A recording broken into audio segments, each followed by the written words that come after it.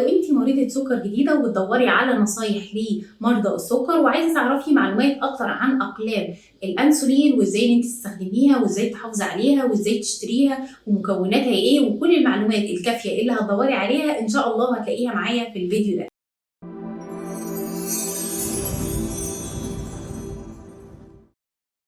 السلام عليكم ورحمة الله وبركاته. أنا بعرفكم بنفسي مبدئيا، أنا رنا داوود، بقدم في القناة المتواضعة بتاعتي دي ريفيوز أو مراجعات عن كل منتج أنا بجربه، بطلع أتكلم معاكم عنه. أي منتج يخص العناية بالبشرة والشعر ويخص منتجات طبية أنا بجربها وبتكلم معاكم عن كل النصايح وكل الأسئلة اللي بتدور في راسكم عن المنتج ده. وقبل ما نبدأ الريفيو مع بعض يا ريت تعملوا لي سبسكرايب للقناة من زرار أحمر موجود تحت ده مكتوب عليه سبسكرايب أو اشتراك، وتفعلي الجرس الصغير اللي جنبه ده علشان يوصلك إشعار بكل فيديو جديد أنا بعمله علشان تستفيدوا معايا. فكرة الفيديو ده جات لي بما إن والدتي مريضة سكر، في بداية استخدامها لأقلام السكر ما كانتش عارفة تستخدمها خالص، وبدأت أعلمها وأعودها عليها إزاي. فقررت ان انا اطلع افيدكم بمعلومات زي دي، ويا ريت اي حد يشوف الفيديو ده معايا يدعي ربنا يخلي لي امي مليون سنه لان هي كل حياتي. احنا هنتكلم على اقلام الانسولين. اول حاجه اللي هي لاندوس، وهبدا معاكم بنصايح مهمه جدا لازم ان انت تعرفيها بما ان انت مريضه سكر. من اهم النصايح لمرضى السكر، اول حاجه اقلام السكر دي اللي بيحدد الجرعه بتاعتكم الطبيب اللي انت متابعه معاه، دكتور الباطنه او دكتور السكر اللي انت ماشيه معاه هو اللي بيقول لك انت بتاخدي كام وحده من اقلام الانسولين دي. تاني نصيحه بالنسبه لاقلام لاندوس ان انت المفروض ان انت بتاخديها مره واحده بس، جرعه واحده بس خلال اليوم، والمفروض كمان ان انت بتثبتي ميعادها. بمعنى ايه؟ ان انت لو بتاخدي جرعه اللانتوس دي مثلا الساعه 10 بالليل، يبقى يوميا الساعه 10 بالليل بالثانيه وبدقيقه وباللحظه، لان هو المفروض اللانتوس ده بيفضل، الانسولين ده بيفضل في جسمك لمده 24 ساعه، مش زي الانسولين التاني او الانسولين العادي اللي هو نوفوبين او اركرابيد. ده بيبقى جرعتين مثلا، ممكن الطبيب يعدل لك جرعه واحده بس في اليوم على مرتين على حسب ما الطبيب بيحدد لك الجرعه. لكن بالنسبه للانتوس لازم تثبتي الميعاد، ودي حاجه مهمه جدا. تالت نصيحه معايا، الاقلام دي مخصصه للحقن تحت الجلد وليس العضل ولا الوريد. يعني مفيش مره تجربي ان انت تحطيها في العضل او في الوريد، لا ده غلط جدا. احنا بناخدها تحت الجلد في الاماكن الصحيحه اللي بنحقن فيها الانسولين. وبما اننا اتكلمنا عن الاماكن الصحيحه لحقن قلم الانسولين، ايه هي افضل الاماكن اللي احنا ممكن نحقن فيها الانسولين؟ اول مكان هنا في الدراعات من هنا، تاني مكان في البطن ما بين البطن العلويه والسفليه، الجزء الامامي للفخذين. وانا هسيب لكم رسم تفصيلي كده عن الاماكن اللي انت تقدري تحقني فيها جرعه الانسولين. بس المفروض كمان عليكي من ضمن النصايح ان انت مثلا حقنتي النهارده هنا، الافضل لو حقنتي هنا يبقى مثلا تاني يوم تحقني هنا، تغيري، ما تستمريش طول الايام على مكان واحد بس، ده لان ده غلط جدا، وهتحسي بمرور الوقت هيطلع لك علامات زرقاء وممكن يحصل ورم لا قدر الله. فانت تحاولي تغيري. لو انت بتحقني يوميا بتاخدي جرعتين اللي هي جرعه لانتوس وجرعه كمان اركرابيد، يعني معناه ان انت ممكن تحقني مرتين او ممكن 3 مرات على حسب الطبيب ما يقول لك. 3 مرات دول كل مره تغيري المكان اللي هتحقني فيه، ده حاجه مهمه جدا بالنسبه لك. كمان قلم اللانتوس ده مناسب للاطفال من عمر 6 سنوات، يقدروا ان هم يستخدموه عادي لان هو كويس جدا وبيحاول يظبط معدل السكر في الدم لمده طويله. سادس نصيحه معايا، كل الامهات او كل الابهات بتحاول ان هي ما تقيسش السكر كتير او بتنسى تتناسى ان هي تقيس السكر. لازم ان انت تقيسي سكرك في الدم ما يقلش عن مرتين في اليوم. قيس فجأة السكر بتاعك منخفض وبعدها ب5 دقايق او نص ساعه السكر مرتفع، فمالوش معدل ثابت. فعلشان تحافظي على معدل سكرك في الدم وتبقي عارفه السكر ده ماشي معاكي ازاي، لازم ان انت تقيسيه اقل حاجه 3 مرات او بعد الوجبات على طول بساعتين، لازم ان انت تقيسي السكر في الدم. تاني نصيحه مهمه معايا، ما ينفعش ابدا ان انت تستخدمي قلم الانسولين بعد تاريخ الصلاحيه. تاريخ الصلاحيه بيبقى مكتوب ومدون هنا على القلم نفسه وعلى الكرتونه من بره. يعني مثلا هنا على قلم لاندوس، القلم ده انا لسه شارياه من الصيدليه وهوريلكم كل المكونات بتاعته وهنشوف كل حاجه، بس انا بتكلم معاكم مبدئيا في النصايح. مكتوب هنا تاريخ الصلاحيه وتاريخ الانتهاء.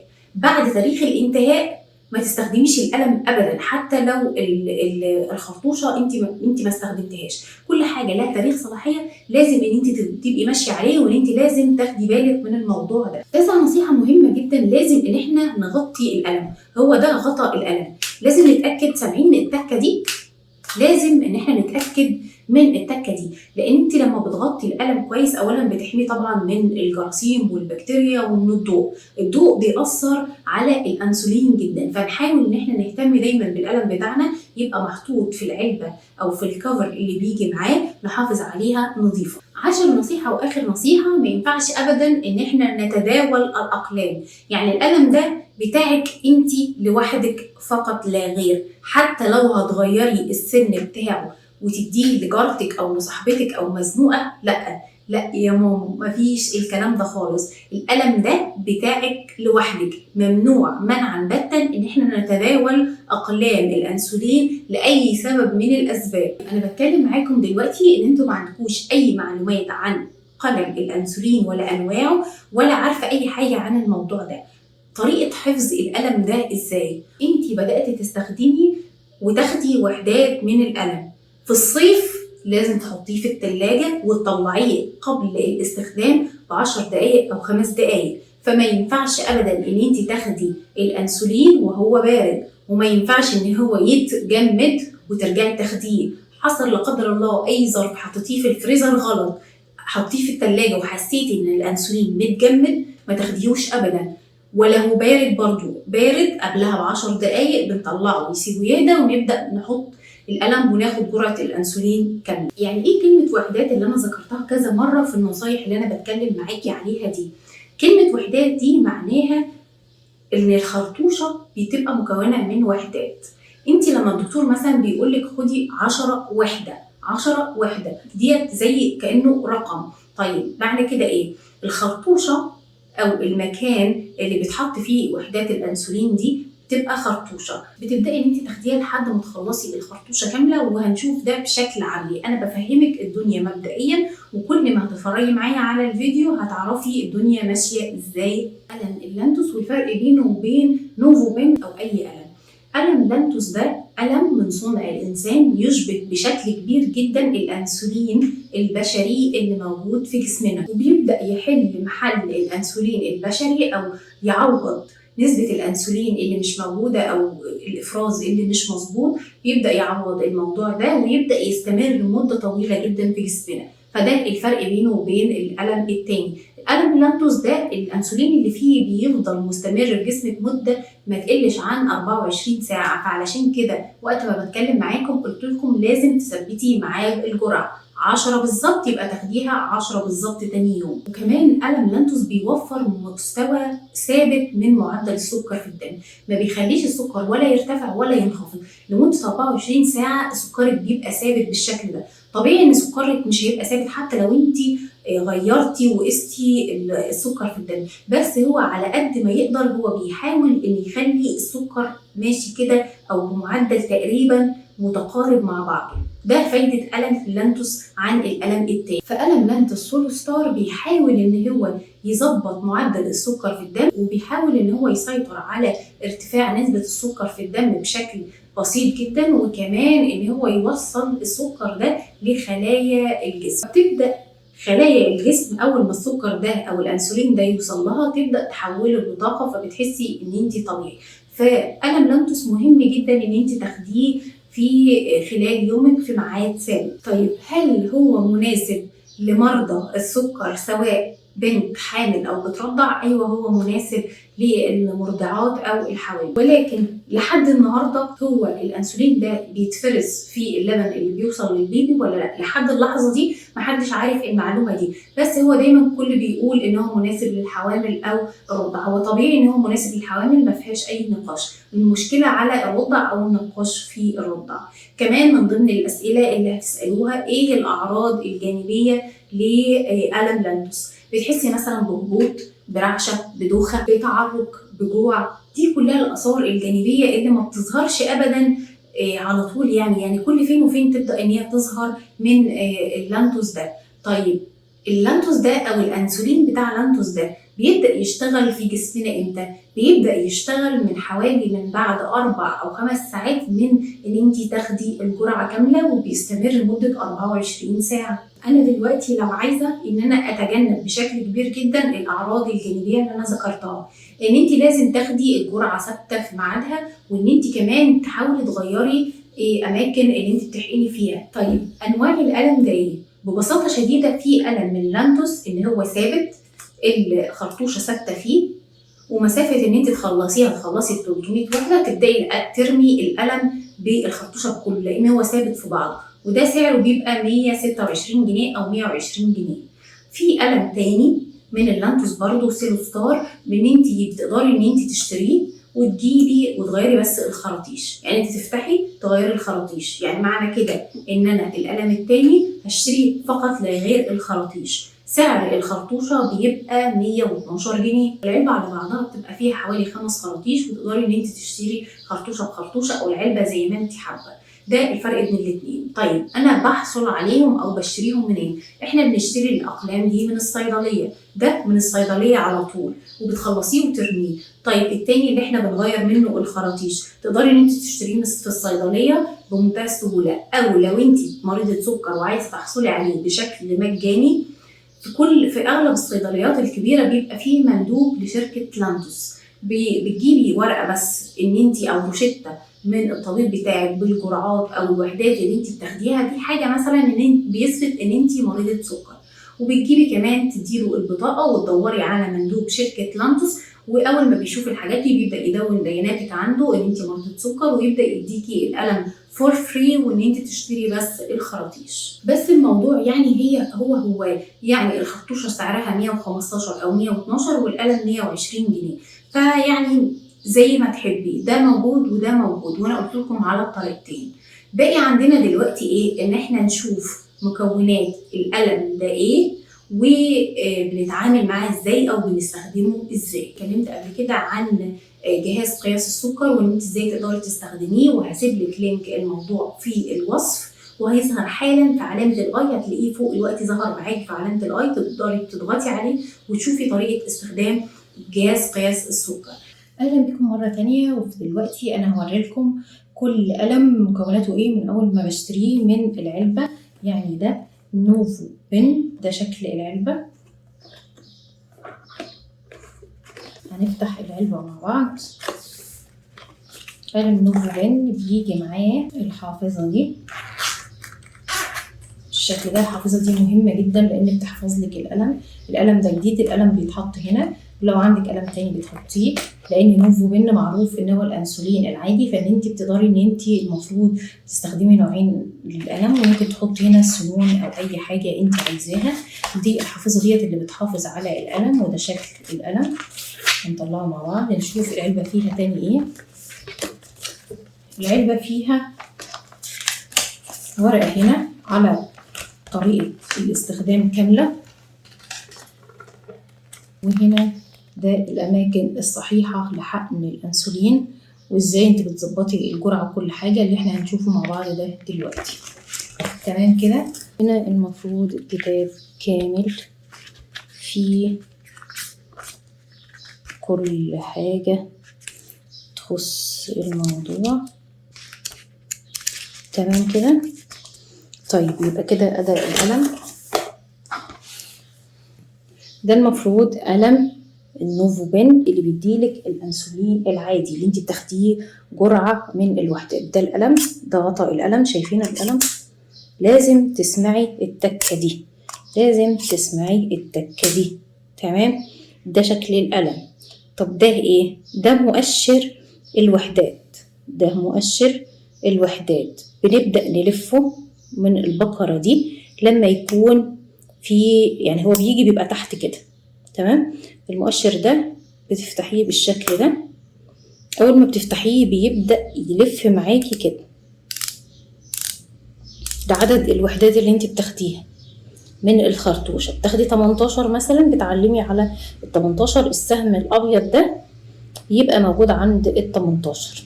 بتاخدي 5، تقفي عند ال5 وتبدأي ان انت تاخدي ال5 او ال8. تمام. القلم هنا ده المكان اللي بيتحط فيه الخرطوشة، وديت معيار الخراطيش. المكان ده بنحط فيه الخرطوشة. افتحه لكم برضو عشان تشوفوا اهو. طب انا لفيته ازاي؟ اهو بمنتهى السهولة اهو اهو. عكس بعض بيتلف معاكي. لازم ان احنا نتأكد ان احنا قفلنا القلم بالشكل ده. طيب انا دلوقتي بحط ايه هنا؟ احنا بنحط ايه هنا؟ هنشوف مع بعض بنحط ايه.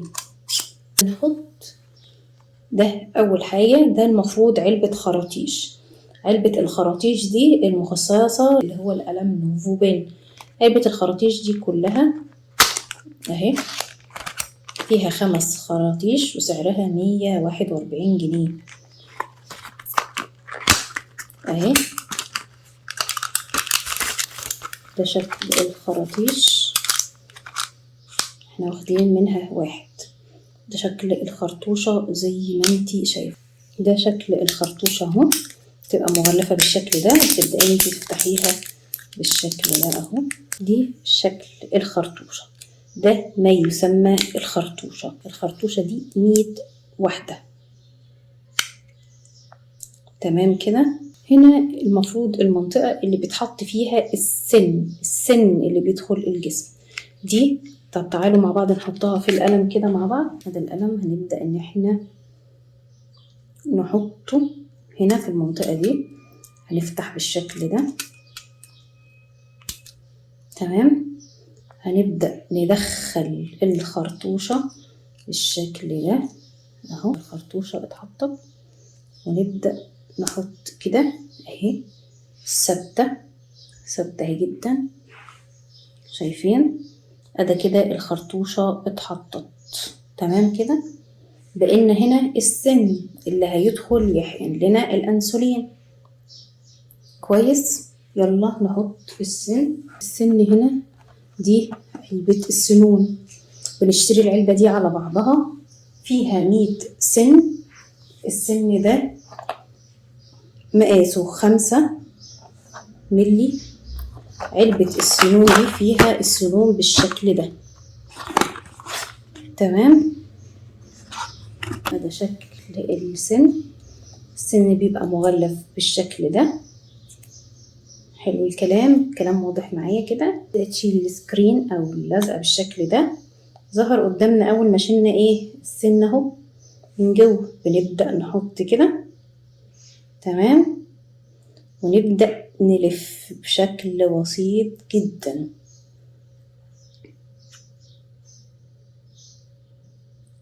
لفيناه بشكل بسيط جدا، بس له غطا اهو. ده الغطا اهو تمام. يعني له اول غطا ده اللي بيحميه وهو في علبة السنون. في غطا تاني اهو بيبين لنا السن. شايفين هنا السن قد ايه صغنون وبسيط. وشايفين في نقطة ظاهرة اهو من السن. لو شايفين لازم تسيبي بعد ما تحقني جرعة الانسولين الخاصة بيكي ما تشيليش السن على طول. سيبيه دقيقة كده او ثواني وبعدين شيليه. ولازم تلاقي النقطة دي لما بتحقني. ترجعي خلصتي بتقفلي بالشكل ده. ودي خلاص المفروض دول بيترموا مش عايزينهم. ونبدأ نقفل القلم بالشكل ده. القلم جاهز. بنشيل ده. قبل ما نشيل ده بنعمل ايه؟ القلم جاهز معانا. بنبدأ نحط مثلا الوحدات. انا هاخد الجرعة بتاعتي 5 وحدات. لازم نتأكد ان سمعتوا التكة دي او كده مقفول كده مفتوح. يبدأ يلف معاكي مثلا 8 وحدات. المؤشر الابيض ده بقى عند 8 وحدات. يا رب يكون كل حاجة واضحة قدامكم، والكاميرا جايبة كل حاجة عشان تعبي ما يروحش على الفاضي. واستنى منكم دعوات كويسة جدا. كل ما نبدأ نستخدم جرعات الانسولين بتلاقي الخط الاصفر ده بيطلع معاكي لحد ما يطلع خالص ويخلص. بتلاقي وقفت عند الاحمر. كويس جدا كده. طيب انا عشان بوريلكم تاني اهو. تمام كده خلصنا، وهنقفل القلم وتعينيه في التلاجة. بس كده تعينيه في علبته في التلاجة. دي طريقة القلم. ده النوع التاني من لانتوس سولو ستار. ده النوع اللي انت بتشتري القلم وبعد ما بتخلصي الجرعات بترميه. ده شكله اهو، مكتوب عليه 126 جنيه. تمام كده، وده تاريخ الصلاحية اللي انا ذكرته. نبدأ نفتح كده، حلو الكلام. ونبدأ، هو بيجي معاه هنا الخرطوشة، يعني هو فيه الخرطوشة، فهنبدأ ان احنا بس نحط هنا السن ونبدأ نستخدمه كويس. بس كده، وتبدأي برضو تلفي بالشكل ده، ان احنا هنحط السن هنا ونبدأ نلف القلم ونبدأ ان احنا نستخدمه. اوريلكم عملي برضو، نشوف عملي. هنبدأ نعمل كده ونبدأ نلف كده بالشكل ده اهو بس. ونبدأ ان احنا جاهز دلوقتي. هنشيل السن ده ونشيل السن ده، ونبدأ ان احنا نظبط الجرعة بتاعتنا مثلا على 18 او 20، وتبدأي تحقني الجرعة كاملة وخلاص كده وتقفليه. خلصنا الجرعة وتأكدنا، هنبدأ نقفله كده بالشكل ده. نقفله تمام كده. ده القلم اللي هو بيجي من المندوب لانتوس، بس احنا هنغير بس الخراطيش اللي بيجي مجانا اللي انا ذكرته. بيجي العلبة بتاعته بالشكل ده، الحافظة بتاعته، وفي القلم ده شكل القلم. هنا تاني ده العجلة اللي احنا بنظبط بيها الجرعات اللي احنا هناخدها بالشكل ده. بناخد 8، بناخد 10. طب انتي اول ما بتاخدي بتلاقي دي نزلت معاكي تمام اهو. وهنا بنحط الخرطوشة، علبة الخراطيش بتاعة اللانتوس. علبة الخراطيش بتاعة اللانتوس سعرها حوالي 500 جنيه أو 500 وشوية، وفيها حوالي 5 خراطيش اهي. 580 جنيه 60 جنيه وفيها الخراطيش. هذا شكل الخراطيش من جوه الخرطوشة.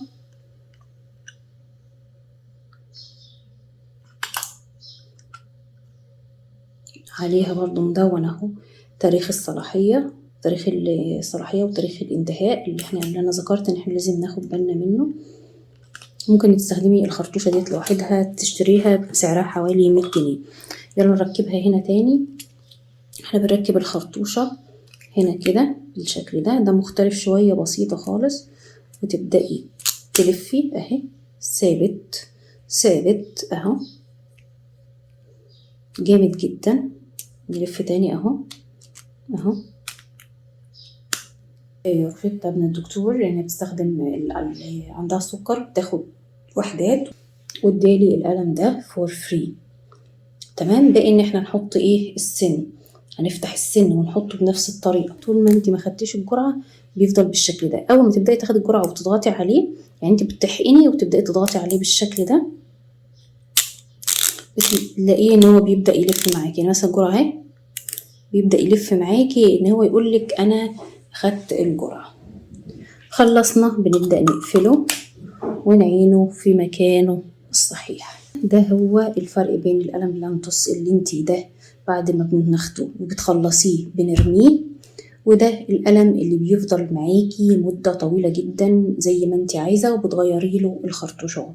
يا رب أكون قدرت أوضح كل حاجة وعرفت كل المعلومات الكافية وعرفت هتستخدميه ازاي. ولو عندك اي سؤال او اي استفسار ما تتردديش، اكتبيلي في الكومنت وهرد عليكي على طول. ويا ريت تدعولي دعوة حلوة ان ربنا يخلي لي والدتي ويوفقني في الخير اللي انا بعمله ده، واكون وحقق كل اللي انا عايزاه. اتمنى ان انتوا تدعولي، وما تنسوش سبسكرايب للقناة وفعل الجرس علشان يوصلكم كل ريفيو جديد مني ليكم. ده شرف ليا ان انتوا تبقوا موجودين عندي دايما.